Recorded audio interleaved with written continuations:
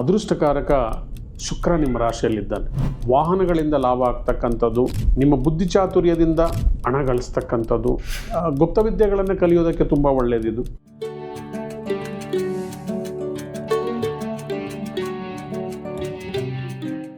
ಓಂ ಶ್ರೀ ಗಣೇಶಾಯ ನಮಃ.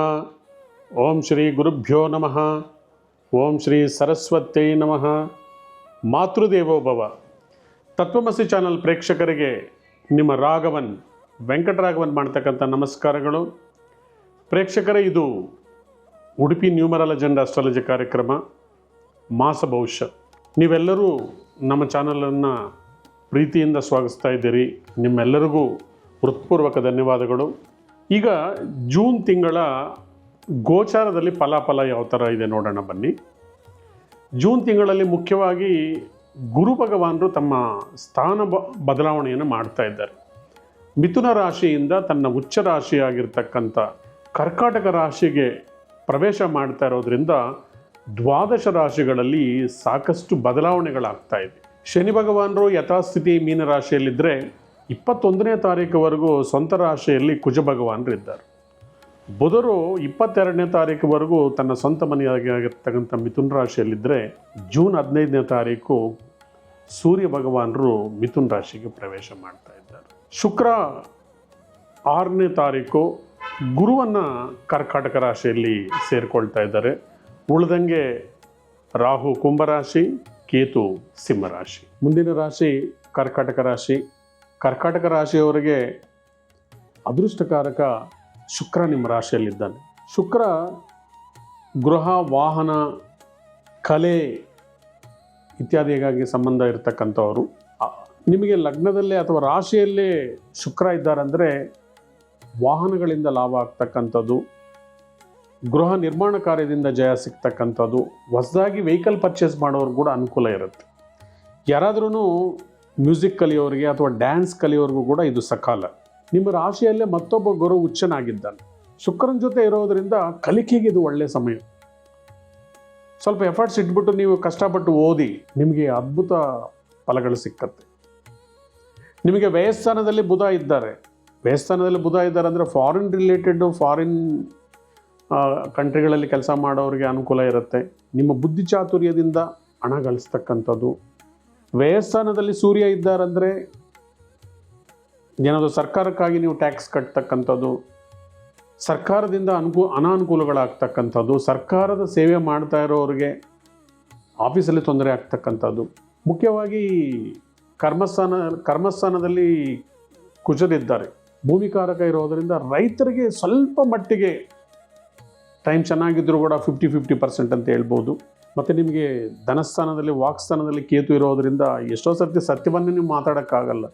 ಮನೆಯಲ್ಲೇ ನೀವು ಓಪನ್ ಆಗಿ ಮಾತಾಡೋಕ್ಕಾಗಲ್ಲ, ಆ ಥರ ಪರಿಸ್ಥಿತಿ ಕ್ರಿಯೇಟ್ ಆಗುತ್ತೆ. ಕೇತು ಭಗವಾನರು ವಾಕ್ಸ್ಥಾನದಲ್ಲಿದ್ದರೆ ನಿಮ್ಮನ್ನು ಮಾತಾಡೋಕ್ಕೆ ಬಿಡೋದಿಲ್ಲ. ನಿಮ್ಗೆ ಬರಬೇಕಾಗಿರ್ತಕ್ಕಂಥ ಹಣವನ್ನು ಅವರು ಅಡಚಣೆಗಳು ಕ್ರಿಯೇಟ್ ಮಾಡ್ತಾರೆ. ಈ ಕಡೆ ಧನಾಗಮನ ಕಮ್ಮಿ ಇದೆ, ಈ ಕಡೆ ಎಕ್ಸ್ಪೆಂಡಿಚರ್. ವ್ಯಯಸ್ಥಾನದಲ್ಲಿ 2 ಗ್ರಹ ಇರೋದರಿಂದ ಎಕ್ಸ್ಪೆಂಡಿಚರ್ಸ್ ಕಮ್ಮಿ ಇದೆ. ಭಾಗ್ಯಸ್ಥಾನದಲ್ಲಿ, ಪಿತೃಸ್ಥಾನದಲ್ಲಿ ಶನಿ ಭಗವಾನರಿದ್ದಾರೆ. ಅಷ್ಟಮದಲ್ಲಿ ರಾಹು ಇದ್ದಾರೆ ಅಂದರೆ ಗುಪ್ತವಿದ್ಯೆಗಳನ್ನು ಕಲಿಯೋದಕ್ಕೆ ತುಂಬ ಒಳ್ಳೆಯದಿದು. ಏನಾದರೂ ರಿಸರ್ಚಲ್ಲಿ ಫೀಲ್ಡಲ್ಲಿ ಇರ್ತಕ್ಕಂಥವರು, ಜ್ಯೋತಿಷ್ಯವನ್ನು ಕಲಿತಕ್ಕಂಥವರು, ಈ ಫೀಲ್ಡಲ್ಲಿ ಇರ್ತಕ್ಕಂಥವ್ರಿಗೆ ಅಷ್ಟಮದಲ್ಲಿರ್ತಕ್ಕಂಥ ರಾಹು ಸಪೋರ್ಟ್ ಮಾಡಿದರೂ ಕೂಡ ನಿಮಗೆ ಸಾಕಷ್ಟು ಏರುಪೇರುಗಳನ್ನು ಮಾಡಿಬಿಡ್ತಾರೆ. 2 ದಿವಸ ಚೆನ್ನಾಗಿದ್ದು 4 ದಿವಸ ಚೆನ್ನಾಗಿರೋದಿಲ್ಲ. ಒಂದು ವಾರ ಕೈ ತುಂಬ ದುಡ್ಡಿದ್ದು ಆ ತಿಂಗಳೆಲ್ಲ ದುಡ್ಡಿರೋಕ್ಕೆ ಬಿಡೋದಿಲ್ಲ. ಈ ಥರ ಮನಸ್ಸನ್ನು ಚಂಚಲತೆ ಮಾಡಿಬಿಡ್ತಾ ಇರ್ತಾರೆ. ಸ್ವಲ್ಪ ಮೆಡಿಟೇಷನ್ ಮಾಡ್ಕೊಳ್ಳಿ.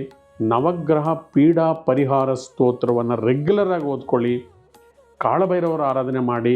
ಅಷ್ಟಮಿಯಂದು, ಕೃಷ್ಣ ಪಕ್ಷ ಅಷ್ಟಮಿಯಂದು ಕಾಳಭೈರವರಿಗೆ ತುಪ್ಪದ ದೀಪ ಹಚ್ತಾ ಬನ್ನಿ. ಮತ್ತು ಕೇತು ಭಗವಾನರನ್ನು ಹೊಲಿಸ್ಕೋಬೇಕಂದ್ರೆ ಗರಿಕೆಯನ್ನು ಗಣಪತಿಗೆ ಅರ್ಪಣೆ ಮಾಡಿ ಕೈ ಮುಗಿದು ಬೇಡ್ಕೊಳ್ಳಿ. ರಾಹು ಭಗವಾನರನ್ನು ಹೊಲಿಸ್ಕೋಬೇಕಂದ್ರೆ ದುರ್ಗಾ ಸಪ್ತಶತಿಯನ್ನು ಓದಿ, ದುರ್ಗಾ ಸ್ತೋತ್ರವನ್ನು ಓದ್ಕೊಳ್ಳಿ. ನಿಮ್ಗೆ ಯಾವುದೂ ಗೊತ್ತಿಲ್ಲ ಅಂದರೆ ಶ್ರೀಮಾತ್ರೇ ನಮಃ, ಶ್ರೀಮಾತ್ರೇ ನಮಃ ಅಂತ ಹೇಳ್ಕೊಳ್ಳಿ. ಗುರುಗಳನ್ನ ಆರಾಧನೆ ಮಾಡ್ತಾ ಬನ್ನಿ. ರಾಶಿಯಲ್ಲೇ ಗುರು ಇದ್ದಾರೆ. ಗುರು ಅನುಗ್ರಹ ಸಿಗಬೇಕಂದ್ರೆ ರಾಘವೇಂದ್ರ ಸ್ವಾಮಿಗಳ ಕೈ ಮುಗ್ತಾ ಬನ್ನಿ. ದಕ್ಷಿಣಾಮೂರ್ತಿಗಳ ಆರಾಧನೆ ಮಾಡ್ತಾ ಬನ್ನಿ. ಜೈ ಗುರುದತ್ತ ಅಂತ ಹೇಳ್ಕೊತಾ ಬನ್ನಿ.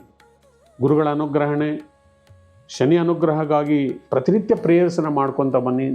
ಈ ಸಂಕಷ್ಟಗಳಿಂದ ಆಚೆ ಬರ್ತೀವಿ. ಸಾಕಷ್ಟು ಜನ ಮೆಸೇಜ್ ಮಾಡ್ತಾ ಇರ್ತಾರೆ, ಗುರುಗಳೇ ನೀವು 3 ತಿಂಗಳಿಂದ ಹೇಳ್ತಾ ಇದ್ದೀರಿ, 4 ತಿಂಗಳಿಂದ ಹೇಳ್ತಾ ಇದ್ದೀರಿ, ನಮ್ಗೆ ಚೆನ್ನಾಗಾಗತ್ತೆ ಅಂತ ಏನೂ ಆಗಿಲ್ಲ. ಜಾತಕ ಗೋಚಾರ ಫಲದ ಜೊತೆಗೆ ನಿಮ್ಮ ಮೂಲ ಜಾತಕದಲ್ಲಿ ದೋಷಗಳು ನೋಡ್ಕೊಳ್ಳಿ, ಪ್ಲಸ್ ಏನು ದಶಾಭುಕ್ತಿಗಳು ನಡೀತಾ ಇದೆ ಅದು ಕೂಡ ಮುಖ್ಯ.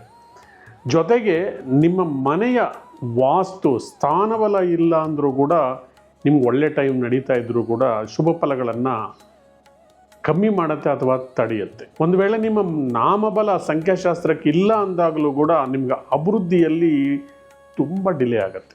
ನಿಮ್ಗೆ ಹತ್ತಿರದ ಪಂಡಿತರಲ್ಲಿ ನಿಮ್ಮ ಜಾತಕವನ್ನು ತೋರಿಸಿ ನಾಮಬಲ ಚೆನ್ನಾಗಿದೆಯಾ, ವಾಸ್ತುಬಲ ಚೆನ್ನಾಗಿದೆಯಾ, ಗ್ರಹ ಬಲ ಹೇಗಿದೆ ಅಂತ ತಿಳ್ಕೊಂಡು ಇದನ್ನು ನೀವು ಅನ್ವಯಿಸ್ಕೊಂಡಿದ್ದರೆ ನಿಮಗೆ 100ಕ್ಕೆ 100 ಫಲ ಕೊಡುತ್ತೆ. ಕಾರ್ಯಕ್ರಮವನ್ನು ಮುಕ್ತಾಯ ಮಾಡೋಕ್ಕೆ ಮೊದಲು ನಿಮಗೆ ಒಂದು ಅದ್ಭುತವಾದಂಥ ಒಂದು ವಾಸ್ತು ಟಿಪ್ಸನ್ನು ನಾನು ಇವತ್ತು ಹೇಳ್ತಾ ಇದ್ದೀನಿ.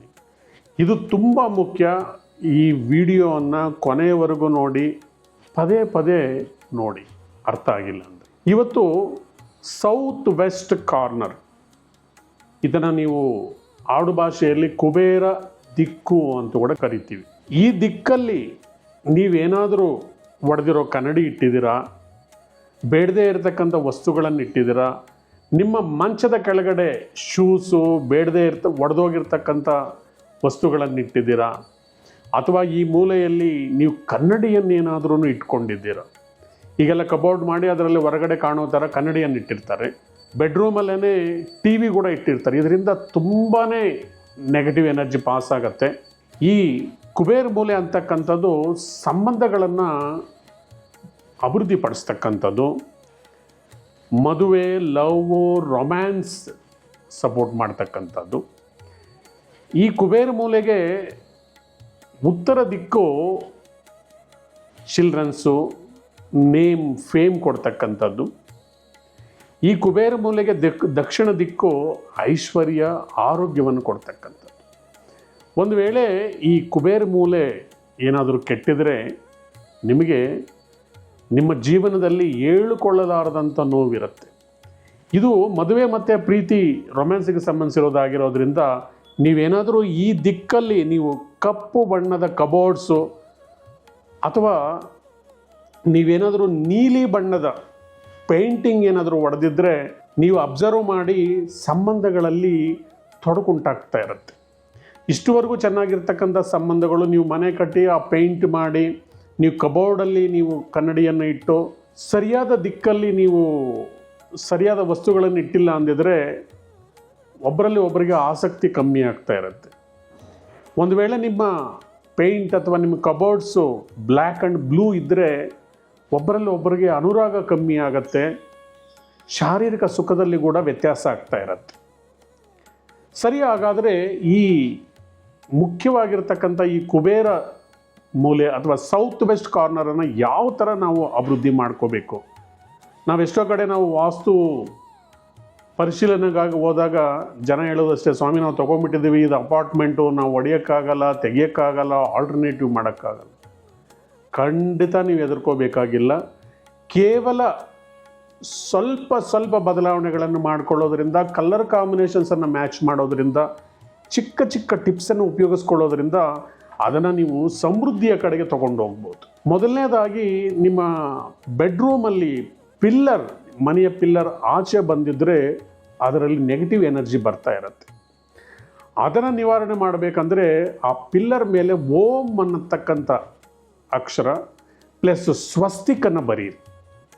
ಸೊ ಅದರಿಂದ ಬರ್ತಕ್ಕಂಥ ಎನರ್ಜಿ ಕಮ್ಮಿ ಆಗುತ್ತೆ. ಯಾಕಂದರೆ ಇವಾಗ ಪಿಲ್ಲರ್ಸಲ್ಲೆಲ್ಲ ಐರನ್ ಇರುತ್ತೆ, ವುಡ್ಡು, ಮಣ್ಣು ಇಂಥದ್ರಲ್ಲಿ ನೆಗೆಟಿವ್ ಎನರ್ಜಿ ಇರೋದಿಲ್ಲ. ಪಿಲ್ಲರ್ಸಲ್ಲಿ ಐರನ್ ಇರೋದರಿಂದ ನಿಮಗೆ ನೆಗೆಟಿವ್ ಎನರ್ಜಿ ಇರುತ್ತೆ. ಹಾಗೆ ನಿಮಗೆ ಕಬೋರ್ಡಲ್ಲಿ ಏನಾದರೂ ಕನ್ನಡಿ ಇದ್ದರೆ ಮೊದಲು ಅದನ್ನು ತೆಗೆಸ್ಬಿಡಿ, ಅಥವಾ ಅದಕ್ಕೊಂದು ಸ್ಕ್ರೀನ್ ಹಾಕಿ. ನಿಮಗೆ ಡ್ರೆಸ್ಸಿಂಗ್ ಟೇಬಲ್ ಅಥವಾ ಕನ್ನಡಿಯನ್ನು ಹಾಕಲೇಬೇಕಂದ್ರೆ ನಿಮ್ಮ ಮಾಸ್ಟರ್ ಬೆಡ್ರೂಮಲ್ಲಿ ನಾರ್ತ್ ಗೋಡೆಗೆ ಹಾಕಿ. ಇಲ್ಲಿ ಹೆಚ್ಚಾಗಿ ಈ ದಿಕ್ಕು ಬಂದು ಅರ್ತ್ ಎಲಿಮೆಂಟ್ ಇರುತ್ತೆ, ಭೂಮಿ ಎಲ್ಲವನ್ನು ಹಿಡ್ಕೊಳ್ಳುತ್ತೆ. ಸೊ ಅದರಿಂದ ಇದು ಸಂಬಂಧಗಳನ್ನು ಇಟ್ಕೊಳ್ತಕ್ಕಂಥದ್ದು. ಭೂಮಿ ಬಣ್ಣಕ್ಕೆ ಸಂಬಂಧಿಸಿರ್ತಕ್ಕಂಥ ಪೇಂಟಿಂಗ್ಸನ್ನು ಮಾಡಿ, ಮುಖ್ಯವಾಗಿ ಯೆಲ್ಲೋ ಕಲರ್, ಸ್ವಲ್ಪ ತಿಳಿ ಯೆಲ್ಲೋ ಕಲರ್ ಬಣ್ಣವನ್ನು ನೀವು ರೂಮಲ್ಲಿ ಬಳಸೋದ್ರಿಂದ ನಿಮ್ಮ ಕರ್ಟನ್ಸ್, ಮುಖ್ಯವಾಗಿ ನಿಮ್ಮ ಕಿಟಕಿಗೆ ಯೆಲ್ಲೋ ಕಲರ್ ಸ್ಕ್ರೀನ್ಸ್ ಅಥವಾ ಆರೆಂಜ್ ಕಲರ್ ಸ್ಕ್ರೀನ್ಸ್. ಒಂದು ವೇಳೆ ನಿಮಗೆ ದಕ್ಷಿಣದ ದಿಕ್ಕಿಗೆ ಹತ್ತಿರದಲ್ಲಿರ್ತಕ್ಕಂಥ ಕಿಟಕಿಗೆ ಅಂದರೆ ಸ್ವಲ್ಪ ಮಟ್ಟಿಗೆ ನೀವು ರೋಸ್ ಕಲರ್ಸ್ ಕೂಡ ಬಳಸ್ಬೋದು. ಅದೇ ಉತ್ತರ ದಿಕ್ಕಿಗೆ ಹತ್ತಿರ ಇರ್ತಕ್ಕಂಥ ಕಿಟಕಿಗೆ ನೀವು ಮೆಟಾಲಿಕ್ ಕಲರ್, ಸಿಲ್ವರ್ ಕಲರ್ ಹೋಲ್ತಕ್ಕಂಥ ಈ ಸ್ಕ್ರೀನ್ಸನ್ನು ಅಳವಡಿಸ್ಕೊಳ್ಳೋದ್ರಿಂದ, ಅಥವಾ ಯಾವುದಾದ್ರೂ ಒಂದು ಪಿಲ್ಲರ್ ಮೇಲೆ ಒಳಗಡೆ ಬಂದಿದ್ದರೆ ಅದರ ಮೇಲೆ ಒಂದು ಕನ್ನಡಿಯನ್ನು ಸರಿಯಾದ ದಿಕ್ಕಲ್ಲಿ ಚಿಕ್ಕದು ಕನ್ನಡಿಯನ್ನು ನೀವು ಹಾಕ್ಕೊಳ್ಳೋದ್ರಿಂದ ಕೂಡ ಅಲ್ಲಿ ಪಾಸಿಟಿವ್ ಎನರ್ಜಿ ಬಂದು ಗಂಡ ಹೆಂಡತಿಯಲ್ಲಿ ಅನುರಾಗ, ಅನ್ಯೋನ್ಯತೆ ಜಾಸ್ತಿಯಾಗಿ ಮಕ್ಕಳಾಗಿ ಸುಖ ಸಂಸಾರವನ್ನು ನೀವು ಮಾಡೋದಕ್ಕೆ ಸಾಧ್ಯ ಆಗತ್ತೆ. ನಾನು ಪ್ರತಿ ಮಂತು ಕೂಡ ಪ್ರತಿ ದಿಕ್ಕಿಗೂ ಸಂಬಂಧಿಸಿರ್ತಕ್ಕಂಥ ಸ್ಪೆಷಲ್ ಟಿಪ್ಸನ್ನು ಕೊಡ್ತೀನಿ. ಬರೋ ತಿಂಗಳಲ್ಲಿ ಕೂಡ ನಿಮಗೆ ಮತ್ತೊಂದು ಎಕ್ಸ್ಪೆಷಲಿ ಹೆಣ್ಣುಮಕ್ಕಳಿಗೆ ವಿಶೇಷವಾಗಿರ್ತಕ್ಕಂಥ ಅಗ್ನಿಮೂಲೆ ಬಗ್ಗೆ ಮಾತಾಡ್ತೀನಿ. ನಮ್ಮ ಚಾನಲ್ ಯಾರು ಸಬ್ಸ್ಕ್ರೈಬ್ ಮಾಡ್ಕೊಂಡಿಲ್ವೋ ದಯವಿಟ್ಟು ಸಬ್ಸ್ಕ್ರೈಬ್ ಮಾಡ್ಕೊಳ್ಳಿ. ನಿರಂತರವಾಗಿ ನಮ್ಮನ್ನು ಫಾಲೋ ಮಾಡ್ತಾ ಇರಿ. ನಮ್ಮ ಚಾನಲನ್ನು ನೀವು ಎಲ್ಲರೂ ವೀಕ್ಷಣೆ ಮಾಡಿ ನಮ್ಮನ್ನು ಪ್ರೋತ್ಸಾಹ ಮಾಡ್ತಾ ಇರೋದಕ್ಕೆ ನಿಮ್ಮೆಲ್ಲರಿಗೂ ಹೃತ್ಪೂರ್ವಕ ಧನ್ಯವಾದಗಳು. Thank you very much. Thank you.